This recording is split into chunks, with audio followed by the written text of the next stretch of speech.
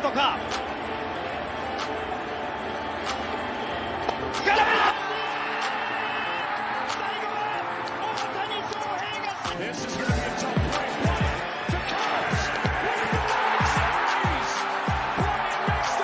Enfrentar a Soler, lanzamiento al pentágono, batazo de Soler, profundo por el izquierdo, la pelota fuera del estadio.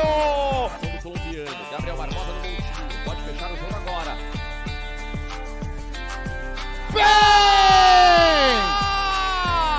Acabou!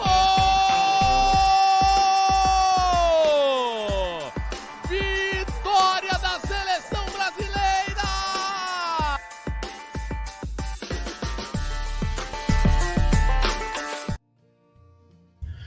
Fala, fã de beisebol! Estamos chegando com mais uma edição do Entradas Extra, do seu encontro semanal para falar de beisebol. E antes de começar o podcast, já quero fazer um adendo aqui no encontro semanal. Não tivemos podcast na última semana. O Fernandão não pôde estar aqui conosco. E o João, por morar no Rio Grande do Sul, teve problemas com sua casa e também não pôde estar aqui gravando. Então, vou começar o podcast, Fernandão, não falando de beisebol, falando que doem. Se vocês puderem, ajudem. Se vocês quiserem ajudar algum amigo, algum conhecido, ou se não conhecerem ninguém, mandem para qualquer vaquinha dessas que existem aí. Alguma de confiança, pelo amor de Deus. Mas ajudem o pessoal no Rio Grande do Sul. É o maior desastre ambiental da história do estado. A situação não tá boa. Voltou a chover hoje, pelo que eu li. Então a gente só vai conseguir tirar os nossos irmãos do Sul nessa com ajuda, né, Fernandão? É sempre importante lembrar que a gente tem que ajudar sempre que puder. Se não puder com dinheiro, manda roupa. Se não puder, como diz o Rafael Sobes, né? Eu não sou uma pessoa que acredita em Deus, principalmente Natan. Mas como diz o Rafael Sobes, se não puder fazer nada, ore. Mande uma energia boa que seja, torça, faça algo. Fala, Natanzinho, todos os amigos e amigas que vêm e ouvem a gente aqui no Entradas Extras. Hoje vale muito a pena começar nesse tom, né, Natanzinho? Porque, de fato, as coisas estão muito, muito tristes e para além da tristeza de ver a situação dos amigos e amigas do Rio Grande do Sul, dá também uma revolta de saber que muito disso que está acontecendo é por conta de uma total negligência das autoridades do Estado, das autoridades municipais, que negligenciaram completamente as questões ambientais e por isso as consequências agora mais fortes. Mas para além dessa questão da responsabilidade, e cada um vai ter que cumprir com a sua e vai ter que pagar pelo não cumprimento, vale muito a pena contribuir, ajudar, como você disse, da maneira que for possível. Aqueles que têm condição financeira de ajudar em uma dessas vaquinhas aí, e como o Natanzinho disse, né, procurem as que são idôneas e corretas e que vão garantir com que os recursos cheguem até as pessoas que precisam. Mas se você não tem grana nesse momento, tem sempre uma roupinha que a gente não está usando, tem sempre um calçado que já está mais ali encostadinho, sem estar completamente degradado, né? Mas pega lá, embala, leve até uma agência dos Correios. Os Correios estão estão levando os produtos, as doações até o Rio Grande do Sul sem cobrar absolutamente nada, então você não precisa se preocupar em pagar a postagem, nada disso, basta levar até uma agência dos Correios e os Correios vão levar gratuitamente essa doação até o Rio Grande do Sul. Então contribua. Se você não tem uma roupinha, não tem um calçado aí sobrando, não tem grana, pega um link dessas vaquinhas, coloca nas suas redes sociais, chama para a consciência dos seus amigos, amigas, familiares, porque é fundamental contribuir. A gente precisa contribuir nesse momento que eu acho que o senso patriótico, né, o senso de pertencimento a uma nação deve se manifestar. É justamente quando um irmão seu do mesmo país está precisando de alguma coisa, é nesse momento que você tem que mostrar o seu patriotismo, o seu nacionalismo, nesse momento. Então, ajudemos os nossos amigos e nossas amigas do Rio Grande do Sul. Exatamente, Fernandão. Agora vamos começar a falar de beisebol, como sempre, falando do beisebol japonês ou do beisebol asiático, como às vezes começamos falando de KBO, né? Cara, saiu uma notícia, e não foi uma notícia, é um rumor, porque não dá para levar muito a sério o que o senhor John Heyman fala. Mas, segundo ele, os Dodgers são os favoritos hoje na corrida pelo Roki Sasaki, né? Muito por conta também do que o Sasaki já disse um tempo atrás, manifestar interesses. E indo de encontro a isso, tem uma notícia lá no NPB News do Dan Fapiano. Ele escreve também rumores, mas ele dá um ponto de por que não seria bom para os Dodgers ter o Roki Sasaki, né? Um ponto que talvez faça ou o Sasaki não ir, ou os Dodgers não pegarem de fato o Sasaki, que é a sua personalidade muito forte, um cara que fala bastante, e isso pode gerar problema com as outras centenas de estrelas que tem no Dodgers hoje, né? A gente já viu isso acontecendo nos Padres, a gente não sabe exatamente como são esses japoneses no vestiário, né? Ainda mais juntando 3 ali, talvez fosse algo muito bom, pensando à primeira vista. Mas quando o cara dá esse ponto, de fato, ele acompanha mais beisebol japonês do que eu, mas, cara, é de se pensar, Fernandão, é de se pensar. A NPB agora proíbe, né, que os times da MLB façam aquela panelagem costumeira do seu Los Angeles Dodgers, que rendeu Yoshinobu Yamamoto. Isso não vai acontecer com o Sasaki, mas o Sasaki já demonstrou interesse de ir para os Dodgers, já tem Yamamoto, já tem Ohtani. Eu, pessoalmente, não crio nenhuma esperança com o Sasaki, eu acredito que ele vá para os Dodgers, mas é interessante observar esse ponto, nosso colega de profissão. Natanzinho, eu acho que tudo fica muito ainda no campo da especulação, né? E um pouco, claro, também daquilo que o Sasaki vem manifestando aí ao longo do tempo, desde quando ele disse que queria ir para a MLB e logo depois disso manifestando uma certa preferência pelo Los Angeles Dodgers. Eu acho que, para além dessa questão da personalidade do Sasaki, né, e aí como é que essa personalidade reagiria junto a Fred Freeman, a Ohtani, Yoshinobu Yamamoto, Mookie Betts e outros caras, né, que talvez não sejam estrelas, próprio Clayton Kershaw, né, que já está no caminho final da sua carreira, mas ainda é uma figura relevantíssima do roster do time dos Dodgers. Eu acho que a gente vai ter que olhar um pouquinho mais, e aí eu acho que tem um ponto importante para a gente poder pensar, e eu falo isso como um torcedor do Los Angeles Dodgers, é ver como é que o Walker Buehler vai reagir agora com esse retorno dele, né, depois de quase 2 anos parado por conta de uma cirurgia Tommy John, né?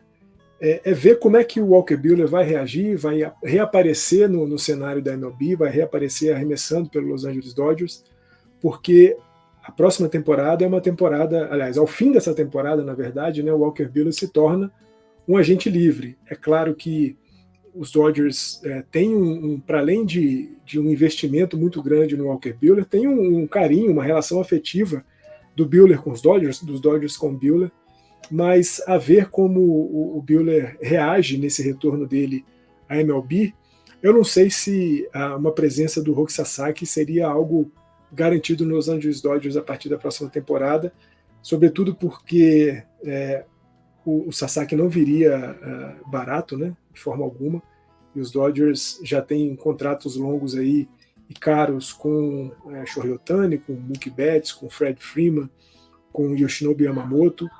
Então eu acho que a gente precisa esperar um pouco mais, as coisas amadurecerem de fato, e esse amadurecimento das coisas só vai acontecer lá para dezembro, novembro, mais ou menos. Então há muita coisa ainda para acontecer, mas é aquilo que a gente vem falando aqui seguidamente no Entradas Extras. A depender da vontade manifestada pelo Roki Sasaki. E também até de uma própria vontade dos Dodgers, essa união pode acontecer, mas acho que tem alguns pontos aí que a gente precisa ver e que precisam ser melhor definidos para que a gente tenha uma garantia, ou pelo menos um indício mais forte de que o Sasaki vai de fato ficar nos Dodgers. Exatamente, né, Fernando? Tudo agora não passa de rumores. E continuando falando, né, de japonês, mas agora falando de um japonês que está nos Estados Unidos, Rintaro Sasaki, a gente comentou quando o Sasaki optou por ele fazer a faculdade nos Estados Unidos, sair logo do Japão muito cedo.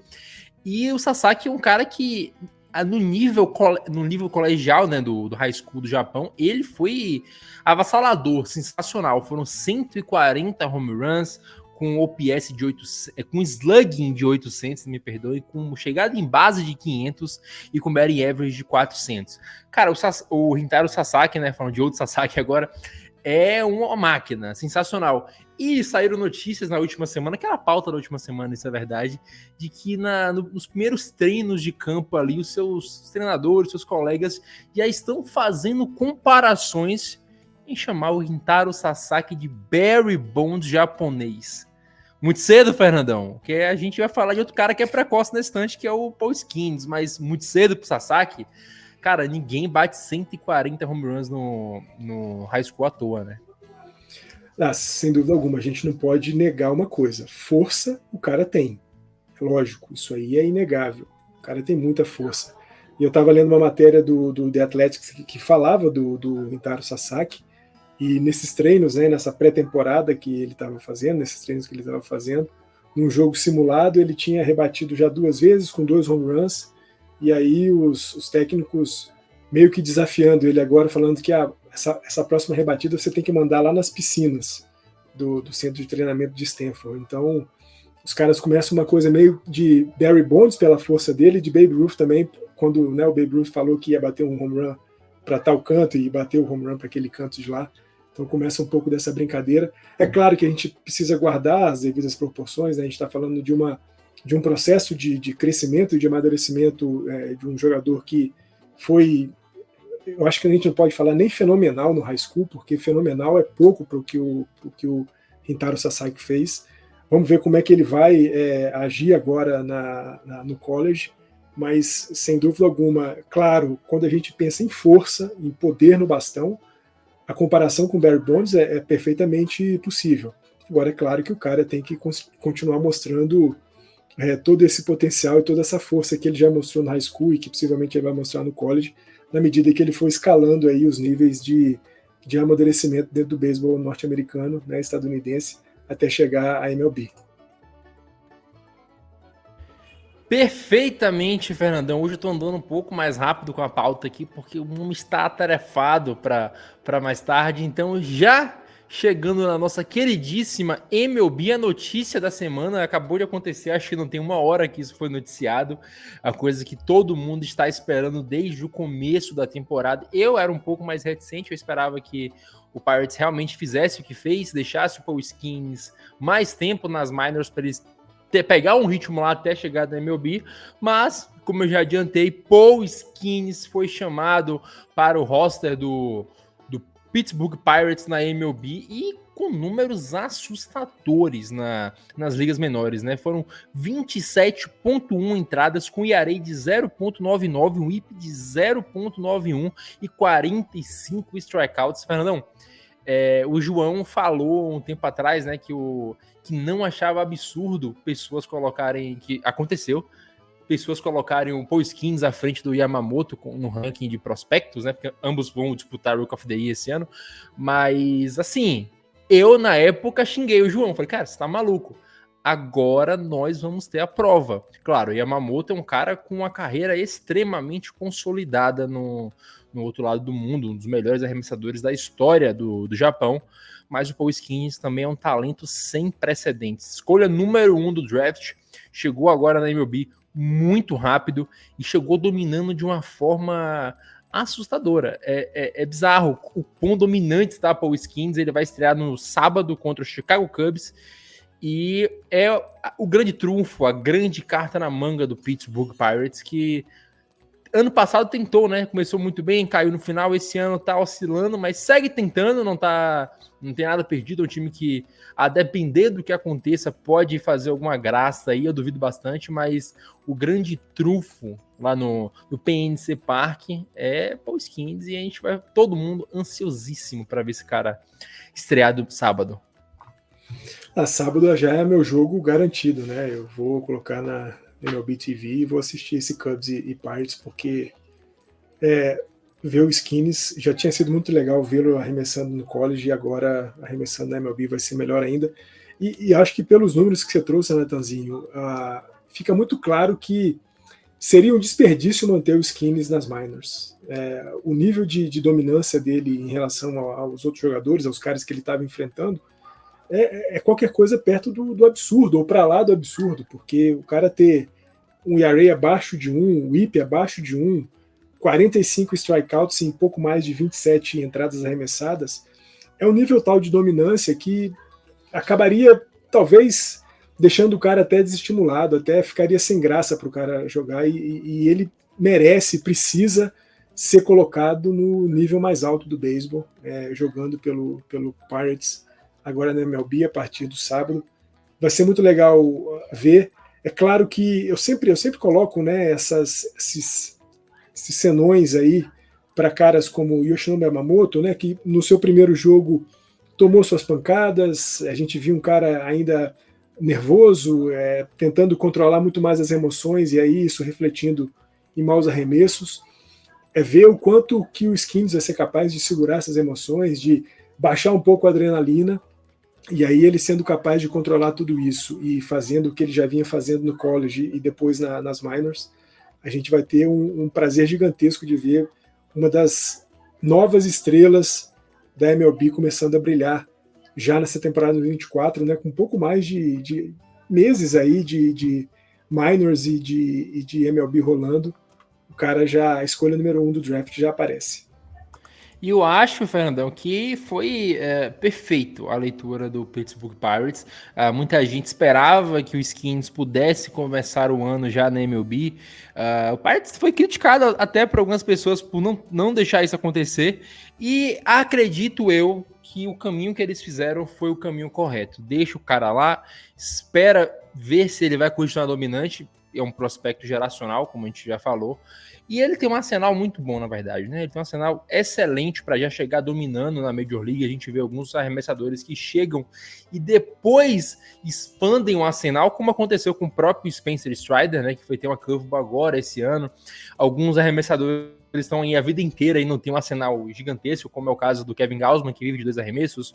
O Carlos Rodon vive de 2 arremessos. Então, existem casos de sucesso. Mas o Paul Skeens, ele tem um arsenal maravilhoso, ele com certeza vai evoluir isso, ele vai melhorar, é muito novo ainda, mas o período que o Pirates chama agora o Paul Skeens é perfeito. Eu não acredito que possa acontecer o que aconteceu com o Jackson Holliday, que subiu e desceu logo em sequência, né?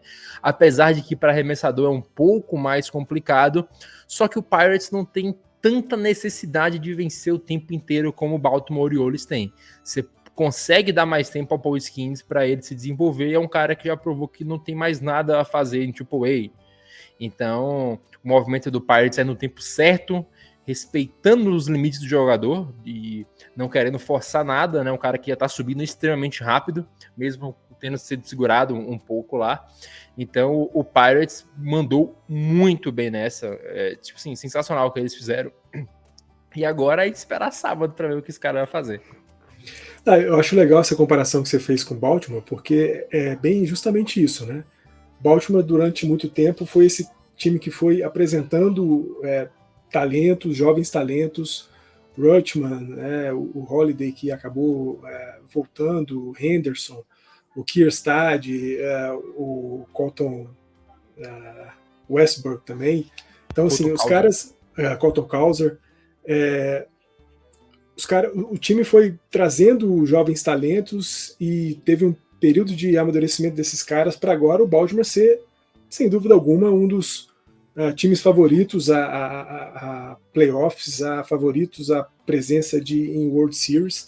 Então, talvez nesse momento a paciência dos Orioles seja uma paciência menor do que os Pirates. Os Pirates não é um time que tem pressão para chegar nos playoffs agora, não tem muito menos pressão alguma para poder chegar no World Series, embora tenha começado muito bem a temporada e agora está no seu momento ali de sobe e desce ainda, podendo se colocar na briga por alguma coisa ainda.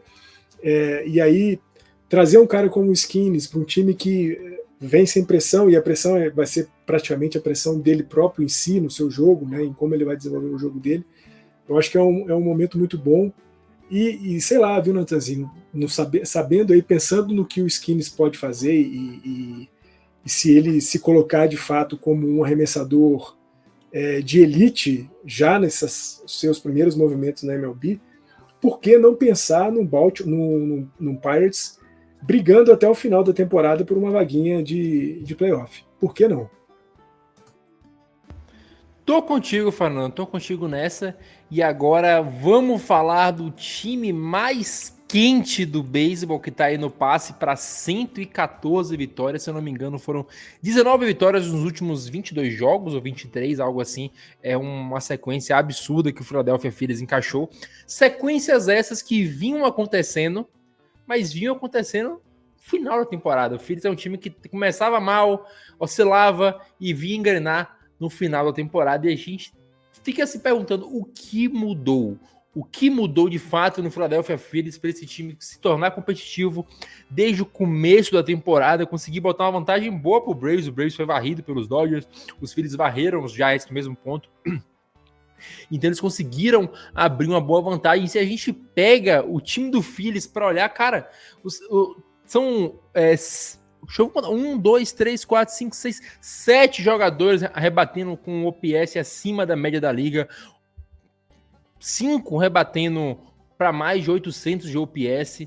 E, cara, é sensacional o que esse time do Phillies está fazendo. O Bryce Harper voltou e tá com seus 900 de OPS já, jogando na primeira base agora, totalmente recuperado da cirurgia que fez, e o Phillies consegue emendar essa sequência no começo do ano, que é a diferença para todos os outros. E fora isso, Fernandão, poucos times estão arremessando tão bem quanto o Philadelphia Phillies. Eu arrisco dizer que apenas o Seattle Mariners arremessa melhor que o Phillies hoje, porque o Zack Wheeler é o Cy Young da Liga Nacional, é o melhor arremessador na MLB essa temporada.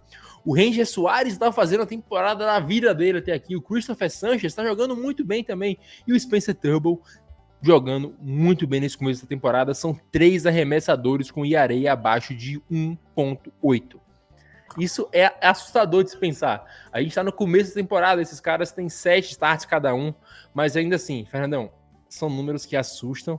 E é um time que geralmente engrena no final. Agora engrenando no começo. E se manter esse tipo de coisa, por mais que tenha regressões que vão acontecer, o time não consegue se manter tão quente assim até o final, eu não duvido desse time do Philadelphia Phillies meter 100 vitórias esse ano. Natanzinho, eu acho que, claro, quando a gente olha para o pace dos Phillies, 100 vitórias é algo muito possível, muito mais, inclusive, do que 100 vitórias é muito possível. Mas acho que a explicação para esse momento dos Phillies passa, eu acho que, primeiro e fundamentalmente, acima de qualquer coisa, Montinho, sem dúvida nenhuma. Né? Você falou aí do Ranger Suárez, que veio de uma temporada de ERA um pouco acima de 4 para uma ERA de 1.7, um pouco mais de 1.7 agora nessa temporada, jogando muito. O Spencer Turnbull, que foi uma compra espetacular dos Phillies. O Zack Wheeler, né, já é mais do que decantado aí, Cy Young. O próprio Aaron Nola, né, que tem os seus momentos de altos e baixos, mas tem sido um cara muito sólido no montinho dos Phillies. E acho que quando a gente sai dessa posição do montinho, né, porque o montinho é o que segura, talvez, mais fundamentalmente, uma campanha forte de um time, acho que a gente tem que olhar também para o aquecimento do Bryce Harper, né, teve um início de temporada complicado, ainda não conseguindo as rebatidas e principalmente os home runs que naturalmente aparecem sempre para o Bryce Harper, mas nos últimos jogos rebatendo muito, impulsionando muita corrida, rebatendo home runs, então isso faz muita diferença. Um cara que, para mim, assustadoramente, é um dos melhores jogadores da MLB nesse começo de temporada e um dos melhores ali do Philadelphia Phillies, que é o Alec Bohm, um cara que sempre teve muitos problemas rebatendo e fundamentalmente defendendo. Nessa temporada tem sido uma solidez defensiva importante para os Phillies ali na terceira base, rebatendo muito bem. O próprio Brandon Marsh, né, que é um cara que rebate muito mais para força, né, do que para média, mas imagina que na temporada passada ele teve 12 home runs e nessa temporada ele já tem 6 home runs. Então é um cara que está rebatendo forte, com constância. Então acho que essa mistura, né, de um montinho muito sólido, né, com seus starters jogando muito bem e com o Sanchez, Alvarado também, quando vem do bullpen, jogando muito bem, o Alvarado jogando bem também. E essa mistura também com Harper e Alec Bohm conduzindo aí o infield dos Phillies pode ser uma parte de explicação para esse momento que faz com que os Phillies seja até aqui o melhor time da MLB no geral. E é um time que ano sim, ano também vem se reforçando muito bem, né? Eles trouxeram tempos atrás o Warber, Trey Turner, o próprio Bryce Harper não tem muito tempo que chegou, foi 2019, se eu não estou enganado. E ainda assim, eles conseguem hoje, a parte baixa da rotação do Phillies, ele rebate ali em oitavo, não é o Whit Merrifield, é um cara que já liderou a liga em hits, é um cara que já liderou a liga em bases roubadas mais de uma vez. Claro, não é o mesmo jogador, não tá jogando tão bem quanto, mas é um cara que bota a bola em jogo. Então, até a parte baixa do Phillies, que isso tá sendo um problema para os Dodgers, né, Fernando? Que a parte baixa não corresponde ao que faz a parte alta, o Phillies não tá tendo esse problema. É um time que todo mundo tá rebatendo muito e o ritmo, por mais que seja difícil de se manter, é um time que eu não vejo como absurdo se esse time roubar a divisão dos Braves ao final da temporada. E é um time que já mostrou que bate nos Braves quando chega nos playoffs. Então, são muitas valências que esse time tem que a gente pode observar que se esse time conseguir manter isso até o final da temporada, é o grande favorito a fazer a final da Liga Nacional com os Dodgers. E quando a gente olha para esse duelo com os Braves, né, Natanzinho, a gente tem um Braves que infelizmente perdeu o Spencer Strider, né, para toda a temporada.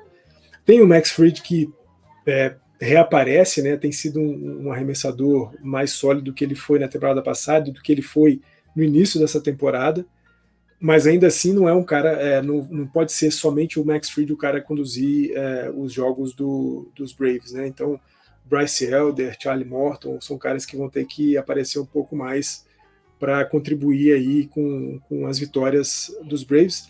E acho que também tem muito, né? O próprio Acunha Júnior não está quente como a gente esperava que ele poderia estar nesse início de temporada. O próprio Matt Olson não está rebatendo tão bem como a gente viu ele rebatendo na temporada passada. Claro que, embora a gente não possa mais chamar a temporada da MLB de uma temporada no começo, né? Já aí tem time que já tem quase 50 jogos, ou até mais do que 50 jogos. Estamos caminhando aí para o primeiro terço da temporada ser cumprido. É claro que a gente pode esperar que Acunha e Olson melhorem, mas eu acho que quando a gente olha para esse montinho dos Phillies, muito forte, muito sólido, e olha para uma certa fragilidade no montinho dos Braves, esse confronto lá na frente tende, pelo menos quando a gente olha para esse cenário de arremessadores, tende a ser mais favorável para o time dos Phillies. E só defendendo o meu Los Angeles Dodgers, viu, Natanzinho? Os últimos 15 jogos, a parte baixa do lineup dos Dodgers está rebatendo a quase 30% de média. Então os caras estão começando a aparecer também, Lux, Parres, Miguel Rojas, os caras estão começando a rebater um pouco mais. Inclusive nos dois últimos jogos contra os Marlins, né, o jogo 2 e o jogo 3, foi graças ao bottom do lineup que o time conseguiu fazer a vitória. Então essa coisa também está se transformando, mas essa é uma receita, né, é o desejável. É que você tenha sempre ali a parte alta constante e, quando possível, e que esse possível seja também bastante constante, a parte baixa rebatendo, contribui muito porque mantém o ataque sempre vivo. Então, os Phillies estão fazendo isso muito bem. A parte baixa do seu lineup, mantendo o ataque sempre vivo, podendo trazer Schwarber, Harper, Trey Turner, porque o Trey Turner agora está machucado, mas trazendo esses caras de força, esses caras de contato, para conseguir impulsionar as corridas e o time fazer suas vitórias. E, Fernandão, vamos falar agora do San Diego Padres, que trouxe um cara que eu falei um tempo atrás, né? Ele fede, no bom sentido, a San Diego Padres. Eu acho que poucos jogadores têm tanta cara do San Diego Padres como tem o Luis Arraez, e foi uma troca, assim, que foi muito boa pro Padres. Eles não perderam nenhum prospect do top 5, eles receberam, acho que, se eu não me engano, 8 milhões de salário do Arraez ainda, o Marlins mandou. Então, o Marlins fazendo uma escola Colorado Rockies de mandar o seu melhor jogador e ainda pagar por isso. Como o Rockies fez com o Arenado quando mandou para o St. Louis Cardinals. E, Fernando, o Padres dessa temporada, por incrível que pareça, ele é o segundo time que mais anotou corridas, o segundo time com melhor média de rebatidas, o sexto time em slugging, e o Manny Machado tá mal. O Ha Seung-Kim tá mal, o Xander Bogaerts tá mal. E apesar disso, o time tá produzindo muito. O Jurickson Profar tá fazendo a temporada da vida, talvez a temporada que você esperasse do Profar quando ele foi prospecto número 1 da América lá nos tempos de Texans Rangers, né? Mas fora isso, o Jake Cronenworth voltou a jogar muito bem. O Fernando Tatis Jr.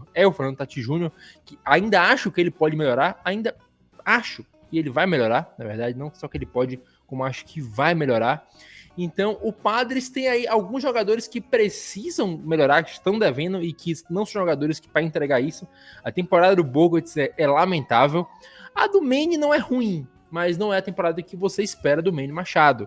O Manny Machado também estava se recuperando de lesão, então dá para dar o desconto. O Ha-Seong Kim também jogando mal. Mas, cara, parece que o fit perfeito, o encaixe perfeito hoje para os Padres era o Luis Arraez. Ok, o Luis Arraez também não defende. E o Padres segue sem grandes defensores, porque o Bogaerts não defende muito bem também. O Kim é um bom defensor e o Manny é um bom defensor. O Cronenworth é um bom defensor, mas ele não é a primeira base, né? Então o Padres tem trocentos jogadores ali que podem jogar na segunda base, né? O Kim, o Bogaerts, o Jake Cronenworth, agora o Arraez. Mas o grande problema dos Padres ainda é o montinho. O Dylan Cease tá fazendo uma temporada absurda até aqui, queimando minha língua. Eu falei mal do Dylan Cease no começo da temporada, que eu não entendi o preço pago nele, mas ainda assim, o Dylan Cease tá jogando muito. Hoje bateu o recorde da carreira de strikeouts em uma única partida. O Michael King tá devendo, o Joe Musgrove tá uma aberração no sentido ruim. O Matt Waldron não é um jogador que você espera tanta coisa assim, mas o Darvish é muito bem, obrigado. Então a rotação do time é carregada por Dylan Cease e o Darvish, e isso se reflete no recorde do Padres hoje, que é um recorde de 50%, mas é um time que produz muito para estar com um recorde de 50%, né, Fernando? É um time que entrega suas corridas ali no bastão, mas o montinho não está correspondendo e falta as estrelas entrarem em ação. Principalmente o Manny Machado e os Xander Bogaerts, que tem salários gigantescos. Mas focando no Luis Arraez em si, desde que chegou no Padres, Fernandão, são .350 de batting average, .850 de OPS, tá jogando muito, chegou muito bem nos Padres, são apenas 4 jogos, é verdade, mas a gente já conhece, né, um jogador que precisa mostrar para mostrar do que é capaz. O Luis Arraez é um fenômeno. Não, o cara que na temporada passada brigou para, né, tentar manter aí uma média de temporada de 400, né, coisa que só o Ted Williams conseguiu fazer, desde então ninguém mais fez. É um cara que coloca bola em jogo, né? O Arraez não é um rebatedor de força de forma alguma, mas é um cara que vai se colocar em base praticamente, né, de 3 vezes que ele for ao bastão, uma vez ele vai chegar lá com certeza. E aí, claro, ele vai depender de outros companheiros para impulsionar a corrida, né? E é isso que talvez a gente veja que está faltando no time dos Padres. Eu não tinha pegado os números do Arraez no jogo de hoje, né? Contra o último jogo da série contra os Cubs, mas até então eu tinha visto ele estava 7 de 19, com uma corrida impulsionada, 5 corridas anotadas, um walk, um strikeout, com uma média aí de 36,8%, né, 368% de aproveitamento no bastão. É o cara que vai manter o ataque vivo sempre. Isso aí é a certeza com o Arraez rebatendo, é a manutenção do ataque em campo, é isso que a gente vai ter sempre com o Arraez. E aí, claro, não basta que o Arraez se coloque, mantenha o ataque em campo, não basta que o Tatis Jr. Jogue e continue rebatendo forte, rebatendo para longe, impulsionando corridas. É claro que a gente precisa do Bogaerts e do Manny Machado jogando um pouco mais. Eu acho até, Natanzinho, o próprio Ha-Seong Kim, para além de não estar bem de forma alguma no bastão, eu acho que o Kim tem errado muito defensivamente, para além daquilo que ele faz. Eu acho que é um cara que mostrou em temporadas passadas uma solidez defensiva importante. Eu estava vendo alguns jogos dos Padres com a narração da TV que cobre os Padres. O comentarista falava que não gostava do Kim jogando como shortstop, que preferia que ele fosse o segunda base do time e não jogasse na posição de shortstop, porque a angulação que ele entra para poder pegar as bolinhas, o próprio arremesso para a primeira base ou para a segunda base não estão muito precisos para o Kim, então ele preferia que o Kim fosse um segunda base e não o shortstop do time. Eu acho que esses são alguns problemas que fazem com que a gente olhe, né, essa campanha ofensiva dos Padres muito boa, mas ainda assim um time que até então, acho que hoje ele estava com campanha negativa, porque também ontem vencia o jogo na 8ª entrada contra os Cubs e tomou uma virada, um walk-off depois do Bush, Michael Bush, rebatendo um home run de walk-off. Então a gente vê um time que tem mostrado força no bastão, tem produzido ofensivamente, mas com alguns erros ali no infield, alguns erros no outfield também, e fundamentalmente, né, um montinho muito frágil, como você falou, o Musgrove, uma temporada em que a gente não consegue entender o que aconteceu com o Musgrove. O Musgrove já vinha muito mal no Spring Training, né, mas a gente sempre releva muito essas questões de mal e bem no Spring Training, porque a gente sabe que ali é o lugar para o cara fazer alguns experimentos, tentar fazer alguns ajustes, errar, porque errando ali ele sabe o que ele pode fazer para melhorar e o que ele não deve tentar continuar fazendo. Mas quando a gente vê o início da temporada, os jogos do Musgrove sempre tomando muita rebatida, ficando muito pouco tempo nos jogos, né? Vários jogos do Musgrove não chegaram nem a 3 entradas arremessadas, porque cedendo muitas corridas. E aí você sobrecarrega o Cease, que é um cara que eu também falei que não tinha medo nenhum, né? Eu falei assim, eu não sei por que as pessoas estão celebrando tanto o Cease, porque eu não botava nenhuma fé no Cease e está jogando muito, e o Darvish é o cara sólido que a gente sempre viu, jogando desde os tempos de Texas Rangers. Mas aí quando você tem o Musgrove não jogando bem, o Waldron não jogando bem, você empurra muitos jogos para o bullpen, e a gente sabe também, né, o bullpen dos Padres não tem sido, pelo menos nos últimos jogos, não tem sido um bullpen sólido o suficiente para poder segurar jogos, e aí o time ainda mostra essa fragilidade na sua campanha, né? Agora chegando a 50%, ainda que tenha produzido muito ofensivamente, não tem sido suficiente para poder superar as corridas que os seus arremessadores acabam cedendo nos jogos. Fernando, eu acho que cada ano que se passar esse contrato do Xander Bogaerts vai se mostrar um erro. Os caras não tinham necessidade alguma de trazer o Bogaerts. O Vitor Salviano falou aqui em algum podcast que a gente gravou que o Padres reclamou que o Tatis ia jogar de shortstop na Liga Dominicana, e o Tatis falou que ele é shortstop, e a gente não sabe como essas questões são lidadas de dentro, né? Mas, cara, existe uma mística que o Tatis era um defensor ruim, porque ele errava bastante, mas como diz aquele livro que eu sempre vou citar, o Smart Baseball, erros não são a melhor forma de definir se o cara é bom ou não defendendo, porque muitas vezes ele recebe um erro por chegar numa bola que um defensor comum não chegaria, e isso é o que o Tatis é um cara muito atlético, é um cara que chegava em qualquer bola ali que vinha perto dele, né? Então, apesar dele ter vencido a luva de platina como right field, eu acho um desperdício você ter Fernando Tatis no right field, sendo que ele poderia ainda se tornar um dos melhores defensores da liga como shortstop, e o Bogaerts, além disso tudo, não tá rendendo. No ano passado ele caiu bastante do meio pro final. Essa temporada eu cometi o erro de draftar no meu fantasy, tô quase dropando aqui, tá lamentável a situação de Xander Bogaerts, mas acredito que o Arraez é um cara que só tem uma temporada, Fernandão, abaixo de .300 no bastão, e foi assim, .294, então foi quase .300, a gente arredonda pra cima. É um cara que bota a bola em jogo. Eu não sou tão fã do Arraez, pelo estilo de jogo dele, eu gosto de jogadores mais potentes, mas todo time precisa ter um Arraez. Um cara que vai botar a bola em jogo sempre que ele chegar no bastão. É um cara que não consegue walks, então não sei como fica o Arraez a longo prazo. Ele tem uma média de walks bem ruim, para falar a verdade.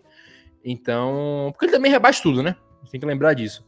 Só que é um cara que eu acredito que tem a cara total dos Padres, não sei como é que fica no futuro, com renovação, até porque o Ha-Seong Kim acaba o contrato nesse final de ano, não sabe se o Kim fica, se o Kim sai com essa temporada ruim, talvez ele... Eu não lembro agora se é mutual ou se é do jogador, se é do time, mas tem uma option para esse ano no contrato do Kim, né?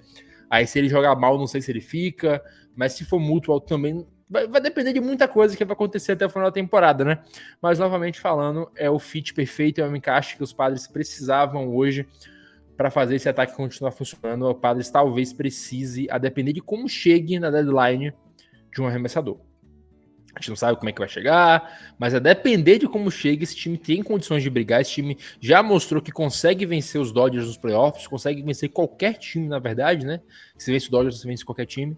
Vencer qualquer time e chegar no World Series. Então, a depender de como chega no meio da temporada, Fernandão, se o Musgrove não voltar a jogar bem, os Padres vão precisar de arremessador. Vão precisar, e acho que é bom a gente ver em que nível tá essa...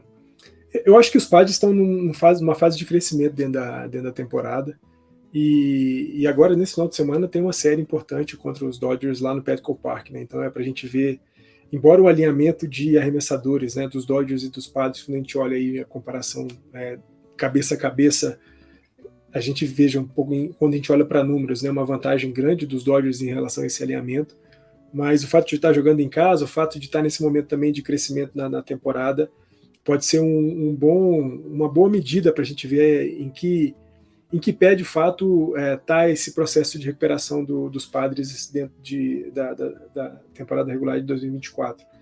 Só voltando um pouquinho, Natanzinho, sobre o lance do Tatis jogar agora do lado de fora, né, no campo externo, acho que ainda tem um pouco de precaução em relação às lesões que ele teve, né, e a gente sabe o quanto que defensivamente é muito mais exigente, se exige muito mais do físico jogar na parte interna, no campo interno, do que jogar no campo externo. Embora no campo externo você tenha deslocamentos maiores, né, para poder pegar uma bolinha, mas o tempo de reação, às vezes o esforço, né, não é tão grande quanto quando você joga no campo interno.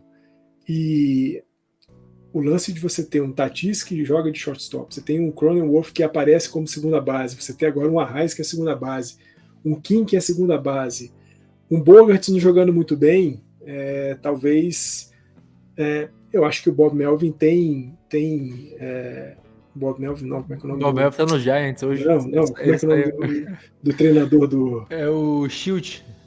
O Shield.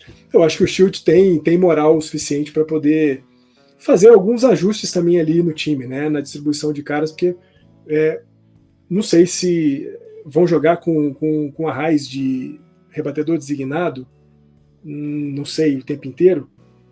Eu acho que precisa talvez pensar em uma movimentação dentro do arranjo de lineup do time dos Padres, para quem sabe aí até dar um tempinho para o Bogaerts, né, porque o Bogaerts precisa de repensar um pouco algumas coisas na cabeça dele, porque ele já terminou mal a temporada passada, essa temporada as coisas não estão nada bem.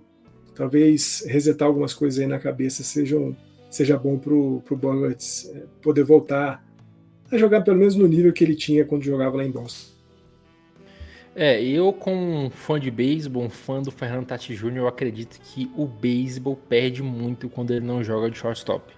É divertido, são jogadas muito boas, apesar de que ele fez jogadas muito boas, como o right field ano passado, não à toa, foi luva de platina, arremessou algumas bolas acima de 100 milhas, mas, Fernandão, eu sinto falta daquele homem no shortstop e me deixa triste não ver o Nandinho jogando de campo curto. Neto. Fernandão, eu ia puxar a última pauta, só que como deu o meu horário, eu preciso trabalhar e não é uma pauta tão nova assim, falar de Mike Trout, só comentar assim por cima, bem rapidinho. É uma pena. É uma pena. Lamentável, não conseguir esse cara saudável.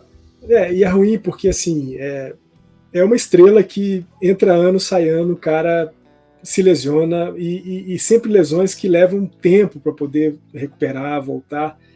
É muito ruim ver um cara do nível dele chafurdado num time como os Angels, e aí eu não estou aqui fazendo nenhum tipo de troça com o torcedor dos Angels, mas é uma constatação, infelizmente. O cara não consegue ir para a pós-temporada.